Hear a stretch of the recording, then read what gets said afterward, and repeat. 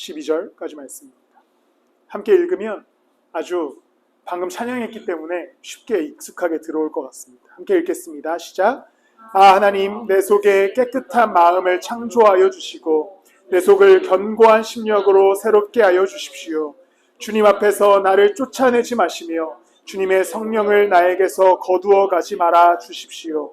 주님께서 베푸시는 구원의 기쁨을 내게 회복시켜 주시고 내가 지탱할 수 있도록 내게 자발적인 마음을 주십시오. 오늘은 시편 51편을 함께 보게 됩니다. 우리가 앞에 불렀던 정결한 마음 주시옵소서라고 하는 찬양의 가사가 들어있는 시기도 하고요. 이것도 지난주에 나눈 것과 같이 다윗의 시입니다. 그런데 우리가 이 찬양을 아마 어릴 적부터 많이 불러왔을 텐데 내용을 사실 잘 알지 못합니다. 어떤 내용이냐면요. 장면은 사실 우리가 너무나 잘 아는 장면인데 이게 이 고백이었구나라고는 우리가 잘 인지하지 못하는 장면입니다. 다윗이 왕권을 공고히 하고 나서 계속해서 블레셋이라는 국가와 전쟁을 해나갑니다. 원래 다윗은 항상 전쟁에 참여했었는데 약간 마음이 안일해졌는지 그날따라 전쟁에 참여하지 않고 침대에 누워 있었습니다. 그리고 오후 늦은 시간이 되자 침대에서 일어났어요. 그리고 창을 열고 건너편을 보는데 밧세바라고 하는 여인이 목욕을 하고 있는 장면을 목격하게 됩니다. 그래서 다윗 안에서 정욕이 일어나서 이 밧세바를 범하게 되지요. 거기서 범죄가 끝난 것이 아니라 이 밧세바는 사실 유부녀였기 때문에 이 밧세바를 완전히 차지하기 위해서 꾀를 부립니다.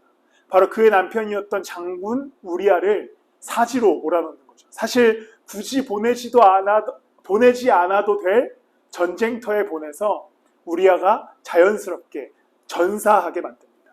그래서 밧세바를 완전히 자신의 아내로 취하게 되는 것이죠. 그렇게 완전 범죄로 꿈꿔왔던 이 사건이 나단이라고 하는 선지자가 다윗에게 나타나면서 이제 상황이 반전되기 시작합니다. 나단이 어느 날 다윗을 찾아와요. 그래서 비유로 나무에 관한 비유를 하기 시작합니다. 그러면서 다윗이 이렇게 얘기해요. 와, 그거 진짜 나쁜 사람이다. 근데 나단이 하는 말이 곧 당신 얘기야 라는 이 비유 속에서의 지적과 함께 다윗에게 그 범죄에 대해서 정확히 지적하게 됩니다. 그리고선 다윗에게 밧세바 사이에서 나왔던 첫 번째 자녀가 하나님께서 데려가시게 되고 다윗은 이 시편 51편을 기록하게 되는 것이죠. 나단의 책망을 들은 후에 쓴 시편이 바로 이 시편 51편입니다. 자신의 그 정확한 죄 앞에 바로 서게 되고 찢겨진 심령 앞에 바로 하나님 앞에 서게 된 이후에 다시 회개하면서 하나님께 돌아오면서 쓴 시편이 바로 시편 51편의 말씀입니다. 다윗은 이스라엘의 역사상, 사실 기독교 역사뿐 아니라 지금 이스라엘이라고 하는 유대 국가의 역사상으로도 가장 위대한 왕으로 세워지는 왕이지요. 그래서 우리 그리스도인들은 예수 그리스도를 이렇게 고백하기도 합니다. 그는 다윗의 자손이다. 예수님께서도 마태복음은 계속해서 예수님을 향하여서 다윗의 자손임을 엄청나게 강조합니다. 왜냐하면 유대인들에게 다윗은 국가의 가장 위대한 왕이자 가장 정의로운 왕이자 가장 완벽한 왕이었기 때문에 다윗의 자손 예수를 유대인들에게 썼던 마태복음은 계속해서 강조하는 거죠. 그런데 다윗은 분명히 완전한 왕이었고 정의로운 왕이었고 또 굉장히 훌륭한 왕이었지만 다윗의 역사, 다윗의 인생을 보면 그가 완벽한 사람이었다라고 보기엔 어렵습니다. 그는 자주 실수하죠. 이 밧세바 사건도 그렇고 그 이후에 그런 여러 가지 사건들 속에서 다윗은 계속해서 실수하고 실패합니다. 그리고 좌절을 많이 겪죠. 사울에 의해서도 좌절을 겪었고 아들인 압살롬에 의해서도 좌절을 겪었습니다. 그는 인간적인 실수, 인간적인 범죄를 저질렀고 그 안에서 하나님 앞에 처절한 깨어짐으로 회개와 돌아옴을 반복한 인물이었습니다. 그 과정 속에서 다윗이 훌륭한 왕이 되어가는 것이었죠. 그러니까 다윗은 태초부터 완전 무결한 왕이어서 그 왕으로서의 역할을 제대로 수행한 사람이었던 것이 아니라 그 왕으로서 세워져가는 과정 속에서 때로는 넘어지고 실패하고 범죄했지만 결과적으로 그 모든 과정 속에서 다시 하나님께 돌아오는 역사를 통해 그가 하나님 앞에 완전한 왕이 될 수 있었던 것입니다. 그렇기 때문에 우리도 예배할 때 다윗처럼 이 찢겨진 심령, 죄된 사람 혹은 문제가 있는 자로서 예배의 자리에 나아오지만 우리도 다윗과 같이 다시 돌아오고 다시 하나님께 간구하고 고백하고 기도할 때 우리도 하나님께서 다시 세워 나가 주신다는 것입니다. 다윗을 통해 배울 수 있는 점은 그가 완전 무결하기 때문에 우리에게 배움이 되는 것이 아닙니다. 다윗이 만약에 완전 무결한 사람이었다면 우리가 오히려 그에 대해서 다루는 게 어렵겠죠. 아니, 이렇게 완전 무결한 사람인데 우리가 어떻게 이 사람을 따라가냐. 그러나 다윗은 분명히 실패한 왕이었었고 죄지었던 왕이었기 때문에 그의 고백을 통해 이 고백이 충분히 우리의 고백이 될 수 있다라고 우리는 묵상할 수 있는 것입니다. 다윗은 분명한 범죄를 저질렀습니다. 밧세바를 범한 것도 그랬고 더 나아가 우리아라고 하는 자신의 충신을 사지에 몰아넣고 심지어 살인미수죄죠. 살인미수죄를 저지른 범죄자였습니다. 그런 그가 이제 예배의 자리에 나와서 어떻게 고백하냐면 16절과 17절 말씀을 보면요. 우리 함께 한 목소리를 읽도록 하겠습니다. 시작. 주님은 재물을 반기지 않으시며 내가 번제를 드리더라도 기뻐하지 않으십니다. 하나님께서 원하시는 재물은 찢겨진 심령입니다. 오 하나님, 주님은 찢겨지고 짓밟힌 마음을 멸시하지 않으십니다. 다윗이 고백하기를 하나님은 내 재물을 받으시는 분이 아니라 이제 자신의 찢겨진 심령을 받으시는 분이다.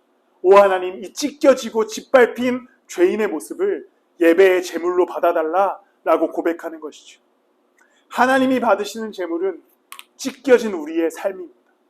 그러니까 하나님은 이 예배의 자리에 나온 우리의 어떤 완전한 사람의 예배를 받으시려고 계시는 하나님이 아니신 것이죠.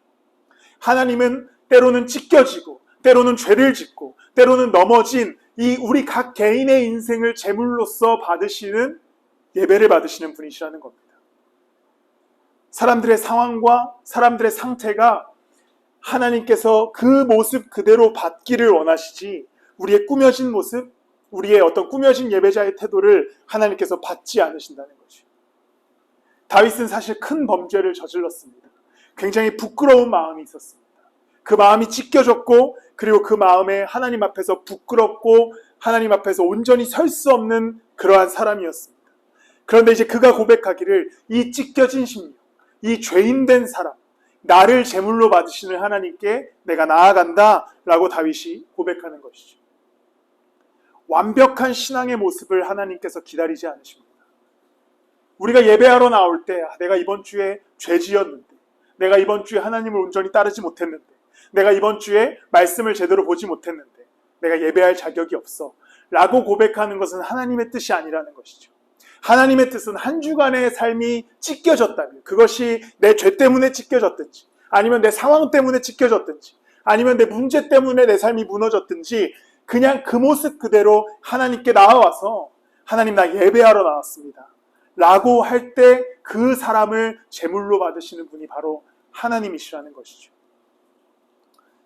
한국교회의 문제라고 하면 우리가 직분자를 세우거나 혹은 교회에 일할 사람을 뽑을 때 찢겨진 사람을 안 세운다는 게 문제가 있습니다. 그러다 보니까 장로가 되려면 찢겨지면 안 돼요. 늘 거룩해야 됩니다. 그래서 늘 봉사해야 되고 예배 열심히 참석해야 되고 새벽 예배 안 빠져야 되고 심지어 여기 근처에 있는 교회는 헌금을 몇 천만 원 해야지만 직분자가 되는 거죠. 이런 부분들이 문제가 생기는 겁니다. 그래서 어떤 문제가 생기냐면 여기서 과거에 교회에 열심히 다니셨던 분들은 다 느끼셨을 텐데 교회 생활하면서 지쳐가요. 예를 들어 내가 리더다. 내가 리더인데 이번 주에 나가서 힘든 척을 하기가 어려워지는 거죠. 그러니까 교회라는 곳은, 예배라는 곳은 내 찢겨진 심령을 가지고 하나님께 나아가야 되는데 어느 순간 내 직분이, 내가 맡은 이 일들이 나를 찢겨진 심령으로 못 만드는 겁니다. 난 늘 거룩해야 되고 나는 늘 하나님 앞에서 아름답게 서 있어야 되고 성도들이 보기에 완전한 사람이 돼야만 교회에 나가서 찬양 인도를 하든 악기를 다루든 그렇게 된다는 것이죠. 그러다 보니까 리더로서 세워졌던 사람들이 지쳐요. 왜냐하면 계속해서 꾸며진 모습으로 예배에 나가다 보니까 쓰러집니다. 근데 이것이 교회에 계속해서 반복적으로 일어나는 문제죠. 아마 큰 교회에 다 다니셨었기 때문에 그런 모습들을 많이 보셨을 겁니다. 그리고 경험하셨을 거예요. 나는 완전하지 않은 사람인데 늘 완전한 모습으로 교회에 나가려다 보니까 지치고 쓰러지는 것이죠. 그런데 하나님이 원하시는 예배자의 모습은 완벽한 사람이 아니라는 겁니다. 찢겨진 심령, 죄인, 넘어진 사람, 상황에 의해서 무너진 사람을 예배자로 부르신다는 거죠. 그리고 이곳에 나와서 내가 막 아름다운 찬양을 드리지 못하고 완벽한 이런 예배자의 태도를 갖추지 못하고 헌금을 많이 하지 않아도 하나님께서 원하시는 재물은 여러분들의 인생이지 그런 부수적인 것들이 아니라는 거예요. 그러니까 여러분들의 한 주간의 삶 계속해서 찢겨지고 넘어지고 무너졌다면 그냥 그대로 예배의 자리에 나오십시오. 하나님 앞에 서십시오. 내가 찢겨졌습니다. 그래 하나님 예배를 받아주십시오. 이게 예배자의 모습이 돼야 되고 예배의 모습이 돼야 됩니다. 꾸며진 모습은 하나님이 원하시는 예배 모습이 아닙니다. 스스로의 감정, 스스로의 죄의 문제, 스스로의 찢겨진 심령을 하나님 앞에서는 속이지 마시고 바로 서시기를 바랍니다. 그때 하나님께서 여러분들을 제물로 받으셔서 이 예배를 받으실 겁니다. 또한 그렇기 때문에 공동체도 상대의 찢겨진 심령을 충분히 이해할 수 있어야 됩니다. 이런 문제가 계속 생겼던 이유가 공동체가 이해하지 못하는 거죠. 어느 날 찬양 인도자가 내가 이번 주에 죄를 지어서 내가 찬양을 못하겠습니다. 이러면 갑자기 웅성웅성 되는 거죠. 저 무슨 죄를 졌을까? 저 혹시 무슨 죄를 졌을까? 그러면서 공동체가 그 리더의 넘어짐을 이해하지 못하는 거죠. 그러다 보니까 리더들은 계속해서 자신을 속이고 그것은 목회자들도 마찬가지입니다. 그러다 보니까 교회가 계속해서 뭔가 기계적인 공동체로 변해버리는 것이죠. 그러나 공동체도 상대의 찢겨진 심령을 이해할 수 있어야 됩니다. 저 사람이 오늘 심령이 찢겨졌구나. 그래서 제가 이 설교를 준비하면서 무슨 생각을 했냐면 어느 날 내가 막 한 주간 도저히 설교할 수 없는 상태의 삶을 살았어. 목사가. 그런 어느 날 카톡을 보내는 겁니다. 제가 오늘 설교 못하겠습니다. 제가 죄인입니다. 이렇게 고백하면 성도들이 어떤 반응을 보일까? 우리 교회로 그만하시는 게 어떨까? 이렇게 답장하지 않아요. 그렇죠. 그러나 교회라고 하면, 공동체라고 하면 찢겨진 심령들을 또한 이해해 줄 수 있어야 됩니다. 저 사람이 이번 주에 심령이 찢겨졌구나. 삶이 무너졌구나. 그럼 우리가 함께 예배함으로 회복해야 합니다. 우리 교회와 함께 하시는 분들은 이 교회의 특수한 개척교회의 특성상 꾸며진 모습으로 안 나오셔도 괜찮습니다. 그것은 외형적인 것도 그렇고 내면적인 것도 마찬가지입니다. 우리는 이곳에서 하나님 앞에 예배하러 나오는 사람입니다. 찢겨진 마음, 가난한 심령, 무너진 인생으로 이곳에 나오셔서 예배하십시오. 죄로 인해 괴로우시다면 괴로운 그대로 나오셔서 하나님께 회개하십시오.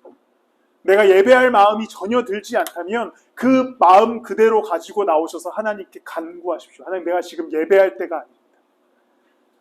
여러분들의 삶의 문제로 인하여서 심령이 찢겨졌다면 그 채로 나오십시오. 하나님께서 분명히 그것을 제물로 받으실 겁니다. 아름다운 찬양이 없어도 되고 완벽한 준비가 안 되어 있어도 되고 갖춰진 신앙인이 없어도 괜찮습니다. 그냥 찢겨진 심령 하나라면 예배의 조건이 완성되었습니다. 우리가 그렇게 함께 연약함 가운데 예배하고 찢겨진 가운데 예배하는 그러한 공동체가 되기를 예수 그리스도의 이름으로 축복합니다. 또한 이제 약한 모습과 상한 심령으로 예배의 자리에 나왔다면 거기서 멈추면 또 사실은 이제 의미가 없게 되죠. 우리가 간구해야 될 것이 있습니다. 바로 새롭게 창조되는 것을 간구해야 됩니다. 10절 말씀을 보면요, 이렇게 기록됩니다. 하나님, 내 속에 깨끗한 마음을 창조하여 주시고 내 속을 견고한 심령으로 새롭게 하여 주십시오 라고 말씀합니다. 다윗은 찢겨진 심령으로 하나님 앞에 섰습니다. 여기까지는 우리가 해야 할 일이에요. 이제 다윗의 고백을 우리가 똑같이 할 수 있어야 되는데 그의 고백이 뭐냐면 하나님, 깨끗한 마음을 창조하여 주십시오.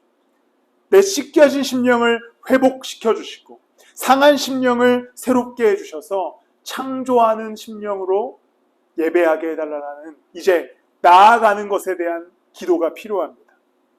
상한 심령으로 예배의 자리에 나오는 것, 이제 여기서 우리의 마음이 편해집니다. 아 그래, 내가 이제는 마음이 이번 주에 상했으니까 예배하러 나가야겠다. 우리 목사님이 그렇게 얘기했으니 늘 상한 심령으로 나와야겠다. 여기까지는 뭐 여러분들의 마음이 지금 편해졌을 겁니다. 그런데 한 단계 더 나아가야 되는 것은, 다윗은 거기서 끝내지 않고 대신에 간구합니다. 새롭게 해주십시오.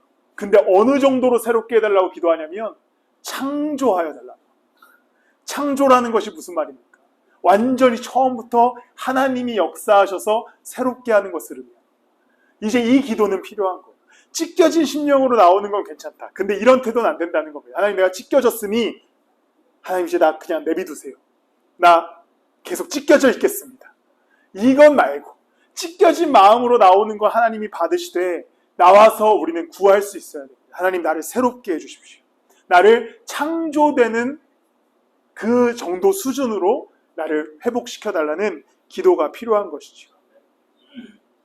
내가 지금 찢겨진 심령이고 무너진 마음이라면 거기서 멈춰 있으면 안 된다는 것을 기억하십시오.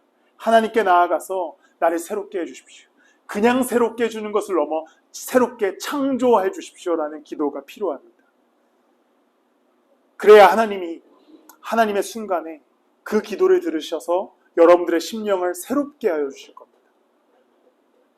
나를 새롭게 해주세요. 이 정도 수준을 넘어 이제 나의 이 무너진 인생 가운데 창조해달라는 기도가 시작될 때, 창조는 하나님의 역사, 하나님의 주권으로 가능해지는 일이기에 하나님께서 일하여 주실 것입니다.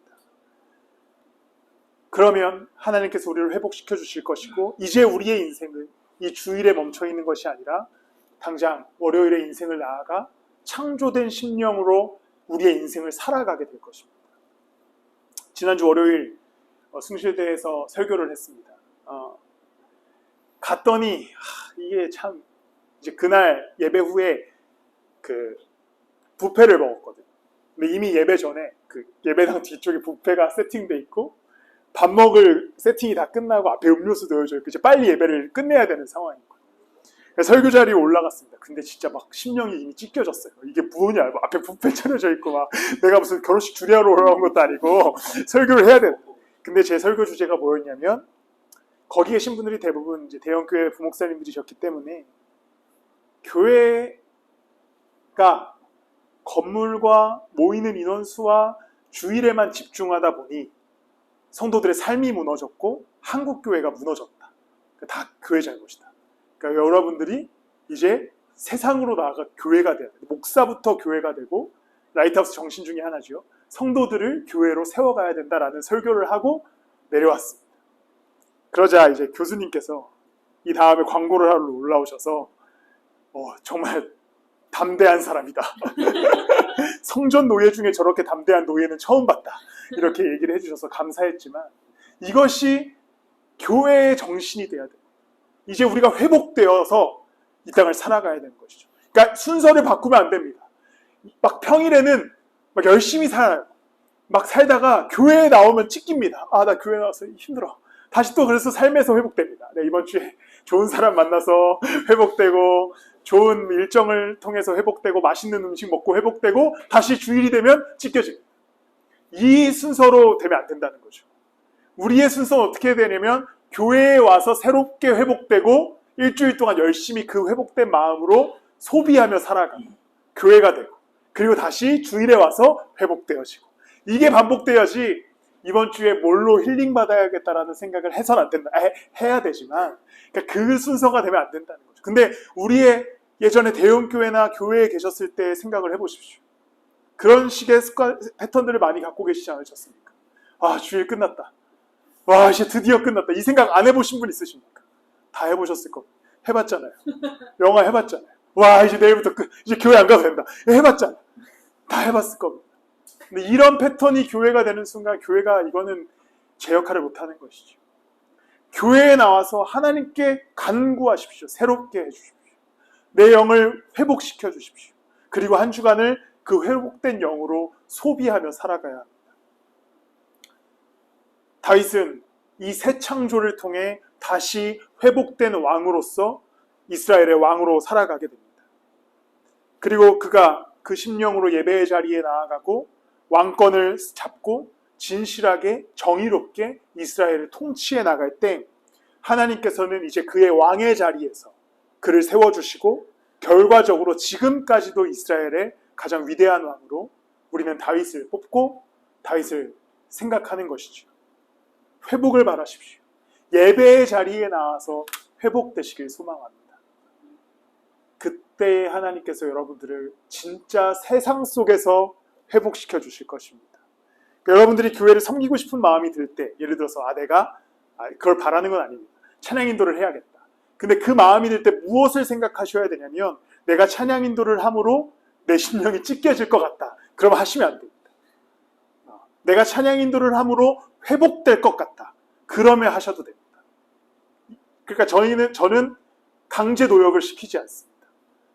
무슨 말인지 아시겠죠? 몇 년이 가도 제가 혼자 해도 괜찮아요. 저는 안 지켜져요. 그러니 우리 함께 그렇게 교회를 이루어가며 새롭게 창조가 되는 우리가 되기를 예수 그리스도의 이름으로 축복합니다. 마지막으로 다윗은 하나의 간구를 더 하게 됩니다. 그것은 바로 구원의 기쁨을 회복시켜달라는 기도죠. 12절 말씀을 보면요, 이렇습니다. 우리 함께 읽도록 하겠습니다. 시작. 주님께서 베푸시는 구원의 기쁨을 내게 회복시켜 주시고 내가 지탱할 수 있도록 내게 재발적인 모임을 주십시오. 다윗은 이제 하나님 앞에 나아가서 무엇을 회복시켜달라고 하냐면 구원의 기쁨을 회복시켜달라고 이야기합니다. 우리가 예배를 통해서 착각하고 오해하고 있는 것은 이 예배를 통해 약간의 위로와 약간의 평안을 바란다는 거죠. 그러니까 내가 이번 주일에 예배에 참석해서 약간의 위로를 얻고 말씀을 통해 약간의 좀 깨달음을 얻고 또한 찬양을 통해 마음의 평안을 얻고 이런 수준의 예배로 생각하는 것이 아니라 우리가 바라야 할 예배는 그 일시적인 평안을 위한 예배가 아니라 구원의 기쁨을 회복하는 예배입니다. 구원의 기쁨이라는 것이 무엇입니까? 이것은 인생에 하나님께서 우리를 구원하여 주셨다라고 하는 기쁨의 회복입니다. 그러니까 당장 예배 가운데 평안을 얻고 위로를 얻고 기쁨을 얻는 것, 이것을 한 걸음 넘어서서 구원의 기쁨을 회복하여서 삶 속에서도 이제 기쁨으로 살아가는 것이죠. 구원이라고 하는 것은 전인격적인 구원이기에 이제 우리의 인생을 구원해 주셨다. 그래서 오늘의 인생에 나와 함께 하신다. 이 기쁨의 회복입니다. 그러니까 다윗이 구원의 기쁨을 회복해달라고 기도하는 것은 단순히 내가 제사 드릴 때, 내가 예배할 때 나한테 평안하게 해주세요. 이 정도 차원을 넘어서 이제 내 인생 가운데, 남은 내 인생, 내 남은 일생 가운데 구원의 기쁨으로 살아가게 해달라는 그 일생에 대한 기도입니다.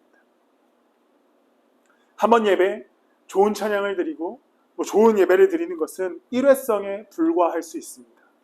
그러나 한 주간의 삶에서 우리가 기쁨을 얻으려면 구원의 기쁨을 회복해야 합니다. 이것은 사실 굉장히 중요한 그리스도인들에게 필요한 요소이죠. 예배에 나와서 교회를 이룸으로 회복해야 하는 것은 구원의 기쁨입니다. 당장의 위로도 중요하지만 구원의 기쁨을 회복할 때 우리는 인생을 자발적인 마음으로 하나님과 함께 걸어갈 수 있게 되는 것이죠. 내가 오늘 그리스도와 함께 걸어간다. 내가 오늘 하나님의 자녀다. 내가 비록 실패했고 실수했지만 하나님과 함께 살아가는 사람이다라는 기쁨이 회복되기 시작할 때 우리의 인생과 일생이 달라지게 될 것입니다. 다른 기쁨이 아니라 구원의 기쁨을 얻는 것이 중요합니다. 그래서 하나님께 감사하는 것은 찬양을 못하는 게 은혜다. 제가 만약에 막 찬양을 가수처럼 한다고 생각해 보십시오. 그럼 여러분들이 이런 생각, 오늘 목사님 찬양 들으러 가야겠다라는 생각을 하지 않겠습니까? 근데 아무도 그런 생각 안 하잖아요. 오늘 막 걱정해요. 저 사람이 오늘 무슨 찬양을 하려고 오늘 음이 안 올라가 이렇게 생각하지 않습니까? 그러니 얼마나 하나님께 은혜냐. 예를 들어서 제가 설교가 막 달병 가면 오늘 목사님 설교 들어서 위로받아야겠다 이런 생각 안 하잖아요. 우리가 원하는 것은 모여서 구원의 기쁨을 회복하는 것입니다. 그러나 설교는 더 잘해야겠지요. 그러나 어쨌든 구원의 기쁨을 회복하는 것이 중요합니다. 그 기쁨이 회복되는 마음을 예배의 자리에 갖고 나오십시오.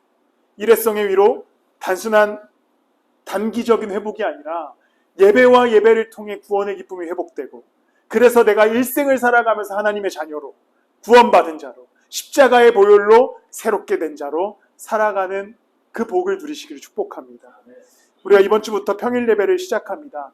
두렵고 떨리는 마음, 또 여러 가지 기도하는 마음으로 예배를 준비하고 있습니다.